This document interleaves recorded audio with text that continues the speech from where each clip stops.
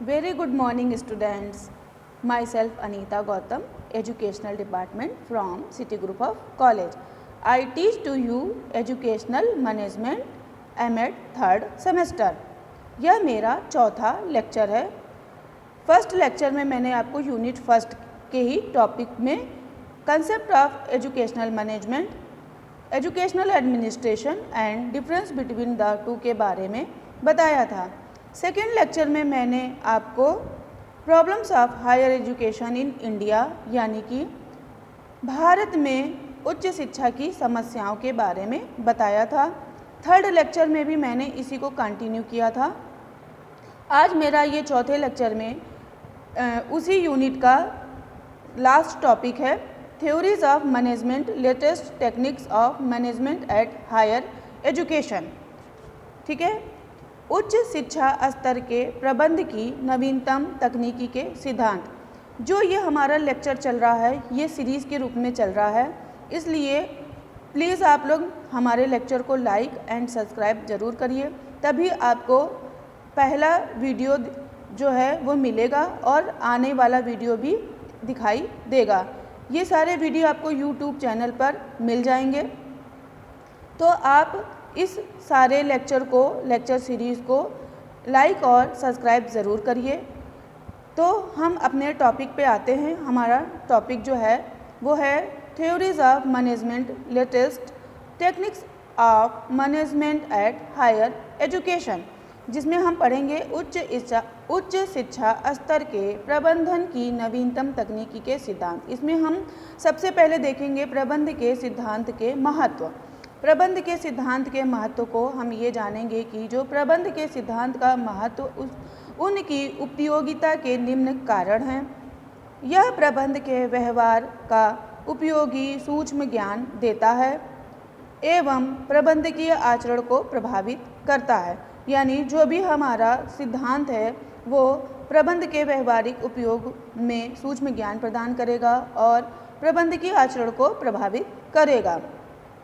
प्रबंधक इन सिद्धांतों को अपने दायित्व एवं उत्तरदायित्व को पूरा करने के लिए उपयोग में ला सकते हैं। जो भी हमारा प्रबंध के जो सिद्धांत होते हैं वो अपने दायित्व और उत्तरदायित्व को पूरा करने के लिए उपयोग में लाया जा सकता है। सिद्धांत प्रबंधकों को निर्णय लेने एवं उनको लागू करने में मार्गदर्शन करते हैं। जो भी हमारा सिद्धांत होता है वो प्रबंधों के निर्णय लेने में तथा उनको लागू करने में भी सहायता प्रदान करता है। प्रबंध के सिद्धांतकार का प्रयत्न सदा निहित सिद्धांतों की खोज करना रहा है तथा रहना भी चाहिए, जिससे कि उन्हें दोहराई जा रही परिस्थितियों में स्वाभाविक रूप से प्रबंधक के लिए उपयोग में लाया जा सके। प्रबंध के सिद्धांतों के महत्व को निम्न बिंदुओं के रूप में समझा जा सकता है। जो हमारा प्रबंध का सिद्धांत है उनको और निम्न बिंदुओं से कैसे समझा जा सकता है, तो इसमें देखिए सबसे पहला हमारा जो है प्रबंध को वास्तविकता का उपयोगी सूक्ष्म ज्ञान प्रदान करना। जो भी हमारा प्रबंध है उसकी वास्तविकता, जो भी वो वास्तव में है उसका उपयोगी सूक्ष्म ज्ञान प्रदान करना, ये हमारे सिद्धांत का कार्य है। संसाधनों का अधिकतम उपयोग एवं प्रभावी प्रशासन। जो भी हमारे संसाधन हैं उनका जितना हम अधिक से अधिक उपयोग करेंगे तो वो उतना ही हमें प्रभावी प्रशासन को मिलेगा। वैज्ञानिक निर्णय लेने से भी हमें अच्छा मार्गदर्शन प्राप्त होता है। बदलती पर्यावरण की आवश्यकताओं को पूरा करना। जो भी हमारे आज के पर्यावरण में बदलाव हो रहा है उसके लिए भी हमें इसकी आवश्यकता होती है। सामाजिक उत्तरदायित्व को पूरा करना। समाज में जो भी हमारा चल रहा है उसके उत्तरदायित्व को पूरा करने के लिए भी हमें इसकी उपयोगिता होती है। प्रबंध प्रशिक्षण, शिक्षा एवं अनुसंधान। प्रबंध प्रशिक्षण के लिए, शिक्षा के लिए और अनुसंधान के लिए भी इसकी आवश्यकता होती है। प्रबंध के सिद्धांतों की प्रकृति। अब हम पढ़ेंगे कि प्रबंध के सिद्धांतों की प्रकृति क्या है। कि इसमें देखिए पहले जानेंगे प्रकृति का अर्थ किसी भी चीज़ के गुणों एवं विशेषताओं से है। सिद्धांत सामान्यतः औपचारिक कथन होते हैं, कुछ परिस्थितियों में ही लागू होते हैं। ये जो होते हैं कुछ ही परिस्थितियों में लागू किए जा सकते हैं। इनका विकास प्रबंधकों के अवलोकन, परीक्षण एवं व्यक्तिगत अनुभव से होता है। प्रबंध को विज्ञान एवं कला दोनों के रूप में विकसित करने में इनका योगदान इस पर निर्भर करता है। जो हमारा प्रबंधन है या प्रबंध है वो विज्ञान और कला दोनों के रूप में हमें विकसित करने में जो है वो सहायता प्रदान करता है। उन्हें किस प्रकार से प्राप्त किया जाता है तथा वह प्रबंधकीय व्यवहार को कितने प्रभावी ढंग से समझा सकते हैं एवं उनका पूर्वानुमान लगा सकते हैं, ये सब चीज़ हमें सिद्धांत के प्रकृति से ही प्राप्त होता है। इन सिद्धांतों को विकसित करना विज्ञान है तो इसके उपयोग को कला माना जाता है। जो भी हम विकसित करेंगे वो हमारे विज्ञान के रूप में कार्य करेगा और जो भी उपयोग में आएगा वो हमारे कला के रूप में काम करेगा। यह सिद्धांत प्रबंध को व्यवहारिक पक्ष के अध्ययन एवं शैक्षणिक योग्यता को विश्वसनीयता प्रदान करते हैं। प्रबंध के उच्च पदों पर पहुंचना जन्म के कारण नहीं बल्कि आवश्यक योग्यता के कारण होता है। सिर्फ जन्म ले लेने मात्र से ही हम किसी लक्ष्य की प्राप्ति नहीं कर सकते हैं जब तक कि हम उसमें अपना योगदान प्रदान ना करें, यानी कि योग्यता के आधार पर ही हम अपने लक्ष्य की प्राप्ति कर सकते हैं। स्पष्ट है कि प्रबंध पेशे के रूप में विकास के साथ प्रबंध के सिद्धांतों के महत्व में वृद्धि हुई है। इसमें हम देखेंगे कि प्रबंध सिद्धांत के कार्य कौन कौन से हैं। प्रबंध सिद्धांत कार्य के लिए मार्गदर्शन का कार्य करते हैं। जो भी हमारा प्रबंध सिद्धांत है वो कार्य के लिए क्या होगा, मार्गदर्शन प्रदान करेंगे। यह कारण एवं परिणाम में संबंध को स्पष्ट करते हैं। प्रबंध करते समय प्रबंधन के कार्य नियोजन, संगठन, नियुक्तिकरण, निर्देशन एवं नियंत्रण प्रबंधन या प्रबंध की प्रक्रिया है, जबकि सिद्धांत इन कार्यों को करते समय प्रबंधकों को निर्णय लेने में सहायक होते हैं। अन्य सिद्धांत भी हम देखिए इस प्रकार पढ़ेंगे। पहला सिद्धांत हमारा है अधिकार एवं उत्तरदायित्व। अधिकार एवं उत्तरदायित्व में क्या है कि अधिकार एवं उत्तरदायित्व शैक्षिक प्रबंध में मुख्य हैं। अधिकार के माध्यम से संस्था के सदस्य के व्यवहार को नियंत्रण किया जा सकता है। जो भी हमारी संस्था है, जो भी हमारा संस्था है या संस्था के सदस्य हैं, उनके व्यवहार को हम नियंत्रित कर सकते हैं। एवं उत्तरदायित्व की भावना में संस्था के सभी कार्यों को आसानी से पूरा किया जा सकता है। नेक्स्ट है कि केंद्रीकरण की भावना। केंद्रीकरण की भावना में है कि शैक्षिक प्रबंध में केंद्रीकरण की भावना होना आवश्यक है। इसमें संस्था के अधिकार एवं व्यवस्थापकों पर संपूर्ण उत्तरदायित्व होना चाहिए। हर संगठन में एक योजना निर्माण विभाग होना चाहिए। जैसे योजना निर्माण विभाग होगा तभी हमें पता होगा कि किसको किस कार्य के लिए लगाया जाए। नेक्स्ट है अच्छे कार्य के लिए वैज्ञानिक विधियों का सिद्धांत। अच्छे कार्य के लिए वैज्ञानिक विधियों के सिद्धांत में है कि इस सिद्धांत के अनुसार व्यवस्थापकों एवं कुल प्रबंधन के प्रतिनिधि को अपने दायित्व पहचानने चाहिए। मतलब किसका क्या कार्य है उसको अच्छी तरह से उन्हें जानना आवश्यक है। विभिन्न कार्यों के लिए अलग अलग योग्यधारी व्यक्तियों का चयन किया जाना चाहिए। मतलब जो जिस कार्य के लिए उपयुक्त है उसको उसी कार्य के लिए चुना जाना चाहिए। व्यवस्था नियंत्रण सिद्धांत। व्यवस्था नियंत्रण सिद्धांत में किसी भी शैक्षिक संस्थान में अच्छे गुणवत्ता के लिए उत्तम अनुशासन की आवश्यकता होती है। अगर अनुशासन नहीं होगा तो लोग अपने कार्य को सही ढंग से नहीं करेंगे, ईमानदारी पूर्वक नहीं करेंगे। इसलिए अनुशासन भी बहुत आवश्यक है। अनुशासनहीनता का उत्पादन परिणाम पर प्रभाव पड़ता है। नेक्स्ट है हमारा समय के अध्ययन का सिद्धांत। समय के अध्ययन का सिद्धांत है कि स्कूल प्रबंधन से जुड़े लोगों में समय की माप अत्यंत आवश्यक है। मतलब हमें किस टाइम स्कूल आना है, किस टाइम स्कूल जाना है, कितने टाइम का हमारा क्लास ड्यूरेशन होना चाहिए, ये सारी चीज़ें बहुत ही इम्पॉर्टेंट हैं। स्कूल में प्रत्येक कामगारों के लिए निश्चित अवधि का काम सुनिश्चित हो। मतलब सभी के लिए जो है जो टाइम पाबंदी होनी चाहिए कि ताकि हमारा स्कूल का जो भी मैनेजमेंट है वो सही तरीके से चल सके। व्यवहारिक प्रबंधन सिद्धांत। व्यवहारिक प्रबंधन सिद्धांत में किसी भी शैक्षिक संस्था में अधिक अच्छे परिणाम के लिए व्यवहारिक प्रबंध की आवश्यकता पड़ती है। मतलब जो भी व्यवहारिक प्रबंध की आवश्यकता पड़ेगी, क्योंकि इसके बिना कार्य में अच्छा कार्य नहीं हो पाएगा। विद्यालय में कार्य अच्छा करने के लिए हमें व्यवहारिक प्रबंधन की आवश्यकता पड़ती है।